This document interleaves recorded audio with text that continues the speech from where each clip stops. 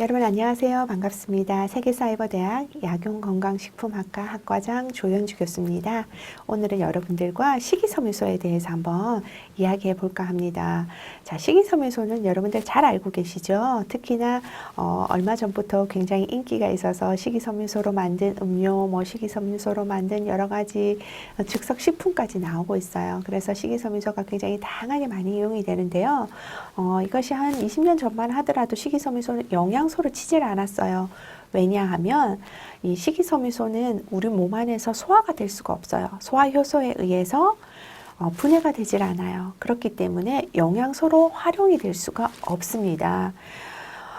그래서 식이섬유소 같은 경우에는요, 전분과 마찬가지로 포도당이 다수 연결돼서 만들어낸 물질이 바로 식이섬유소입니다. 우리가 흔히 탄수화물 식품으로 대표적인 거 밥, 빵, 떡 이런 것들 얘기하는데요. 자, 이런 밥이나 빵이나 떡을 통해서 우리가 에너지를 얻을 수 있는 이유는 바로 밥이나 빵이나 떡 안에 들어있는 전분을 구성하고 있는 포도당들을 통해서 우리가 에너지를 얻는 것이에요. 그런데 식물세포의 세포막을 구성하고 있는 성분인 이 식이섬유소 역시 밥, 빵, 떡에 들어있는 전분과 마찬가지로 포도당으로 똑같이 이루어져 있어요. 그래서 자, 원 구성 물질은 포도당으로 동일해요. 그런데 이 식이섬유소는 사람이 먹었을 때 이것을 포도당으로 쪼개서 이용할 수가 없어요. 에너지를 내줄 수가 없어요. 왜냐하면 전분과는 다르게 포도당이 베타1사 결합이라는 특수한 결합 형태로 되어 있어서 사람의 소화 효소로는 이 식이섬유소들이 서로 연결되어 있는 이 포도당들의 결합을 끊어낼 수가 없기 때문에 포도당으로 이용을 할 수가 없습니다. 그래서 식이섬유소는 우리가 먹으면 그냥 우리가 씹어서 삼켰을 때 위를 통해서 소장을 통해서 대변을 통해서 우리 몸을 그냥 지나서 거쳐서 나올 뿐이지 우리가 밥을 먹었다 생선을 먹었다 이런 것처럼 음식을 먹었을 때 그게 소화가 되고 흡수가 돼서 거기에서 영양소를 얻을 수 있는 것과 같은 이런 영양작용은 일어나지 않습니다. 그렇기 때문에 식이섬유소는 영양소가 아닌 걸로 취급되기도 했었어요. 그런데 최근 들어서는 이 식이섬유소가 물론 소화가 되지 않기 때문에 흡수돼서 우리 몸 안에서 영양소로 이용될 수는 없지만 에너지를 공급해 줄 수는 없지만 다른 기능적인 여러 가지 특성들을 가지고 있어서 생리적으로 유익한 여러 작용들을 하는 것으로 밝혀지면서 굉장히 또 인기를 얻게 됐죠. 그 첫 번째 생리적 효과가 바로 배변 작용을 도와준다라는 겁니다. 여러분들이 아마 다 식이섬유소 하면 첫 번째 딱 떠오르시는 것이 변비 이런 게 떠오르실 거예요. 그래서 이 식이섬유소는 변비 작용을 예방해주고 또 변비를 또 해소시키는 데도 도움이 되는 성분으로 알려져 있습니다. 어떻게 그렇게 도움을 줄 수 있는지 조금 구체적으로 여러분들에게 설명을 드릴게요. 변비라는 거 여러분들 뭔지 잘 아시죠? 장의 운동이 너무 저하되거나 반대로 또 너무 활발한 경우에 장에서 변이 장기간 머무르는 동안에 수분량이 점점 감소됨에 따라서 어떻게 변은 점점 딱딱해지고 그러다 보니까 변을 보기가 점점 더 어려워지는 변비가 일어나게 되는데요. 이 변비도 종류가 여러 가지가 있어요. 아까 말씀드렸던 것처럼 장의 기능이 너무 저하돼서 일어나는 이완성 변비가 있고요.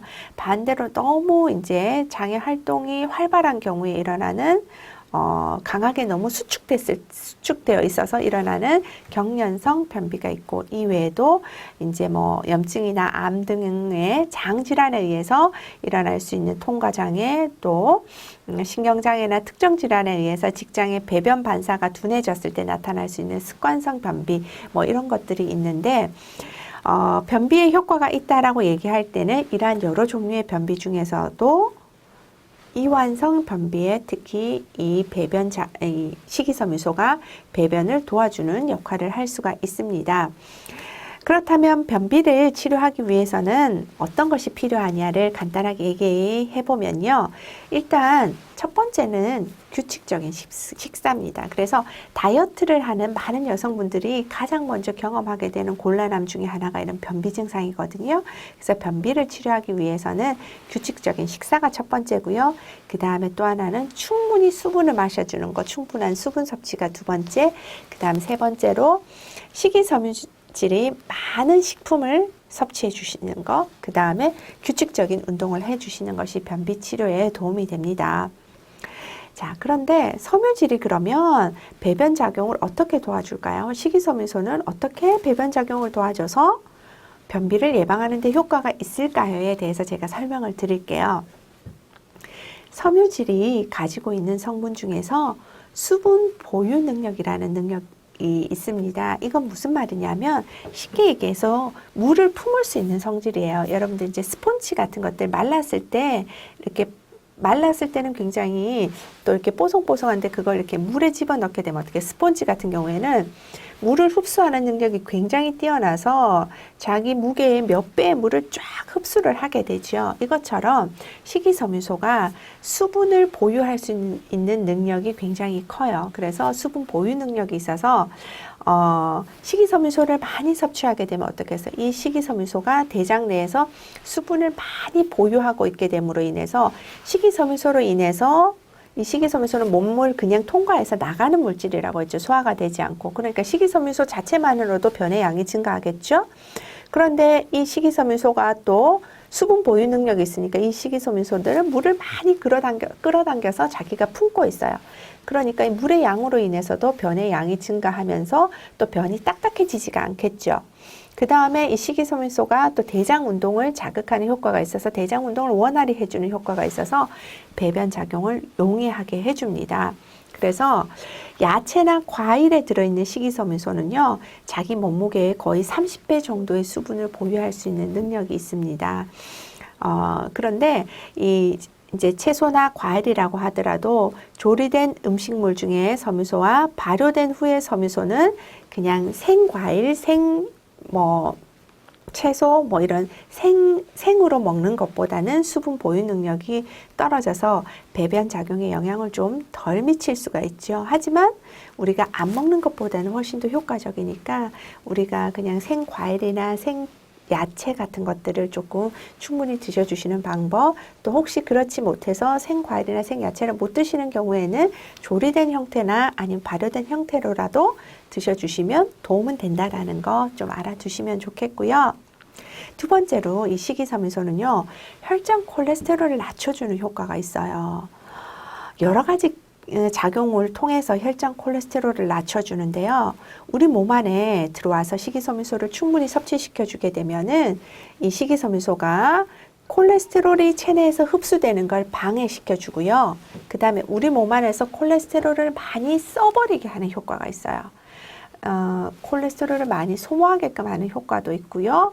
또한 가용성 섬유질 같은 경우에는 소장에서 끈적끈적한 젤을 형성할 수 있는 특성을 가지고 있어서 포도당 흡수를 지연시켜서 혈중 인슐린 농도를 낮춰줍니다. 그렇게 되면 간에서 콜레스테롤을 생합성해내는 능력이 떨어집니다. 생합성을 억제시켜서 우리 전체적으로 우리 혈중의 콜레스테롤 농도를 낮춰주는 그런 효과를 내줄 수가 있고요. 그 다음 세 번째로 당뇨병의 혈당을 저하시켜주는 효과가 있어요. 방금도 제가 이 식이섬유소가 끈적끈적한 젤을 형성할 수 있는 성질을 가지고 있다고 했죠. 특히나 이 당뇨 환자들 같은 경우에는 채식을 많이 권하죠. 물론 열량 섭취량을 제한해야 되기 때문에도 그렇지만 채소나 과일들을 많이 섭취해 주시게 되면 그를 통해서 식이섬유소도 많이 섭취할 수 있게 되는 거예요. 그런데 이런 식이섬유소가 당뇨 환자들 같은 경우에 어떤 효과를 유익하게 내줄 수 있냐 하면, 당뇨라는 게 뭡니까? 혈당이 너무 급격하게 올라가거나 떨어지거나 이렇게 혈당 조절이 정상인처럼 완만하게 되지 않는 것이 당뇨병이죠. 그런데 이 식이섬유소는 점성을 가지고 있기 때문에 우리 장 안에 들어왔을 때 포도당의 흡수를 좀 지연시켜주는 효과가 있어요. 그래서 식이섬유소가 많이 든 식사를 하게 되면은 이 식사가 조금 천천히 고섬유질 식사를 하게 되면 천천히 장을 통과하게 됩니다.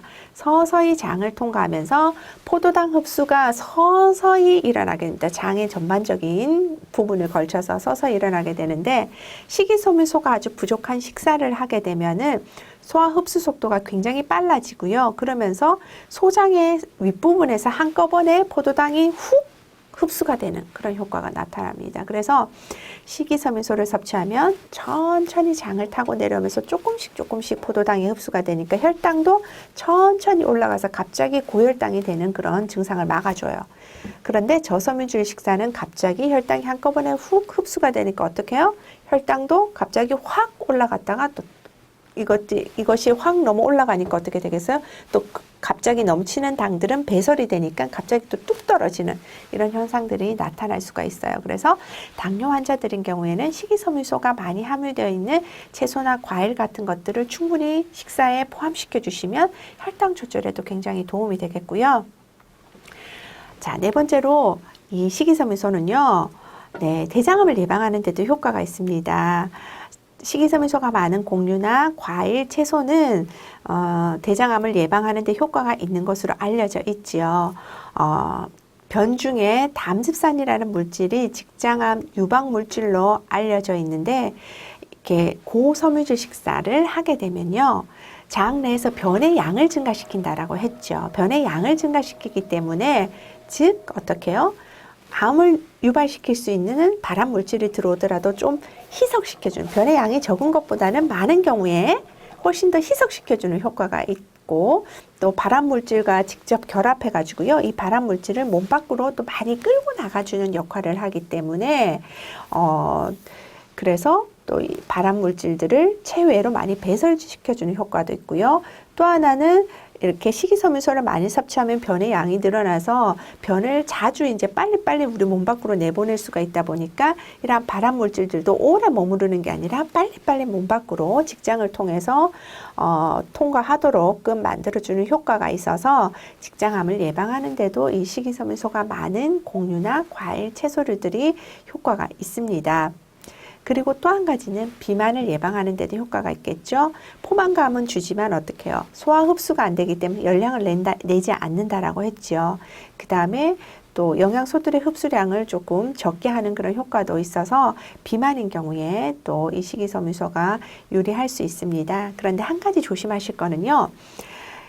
이제 건강에 좋다고 해서 고섬유질 식사를 많이 할 때 조심하셔야 될 게, 자, 식이섬유소는 물을 많이 품을 수 있는 성질이 있다고 했죠. 그런데 반대로 식이섬유소만 많이 먹고 수분을 적게 드시게 되면 변이 오히려 더 딱딱해지는 그런 효과가 생길 수도 있어요. 그래서 다량의 수분 섭취가 필요합니다. 그래서 식이섬유소를 많이 드실 때는 수분도 많이 드셔주시는 게 식이섬유소가 제 효과를 낼 수가 있어요.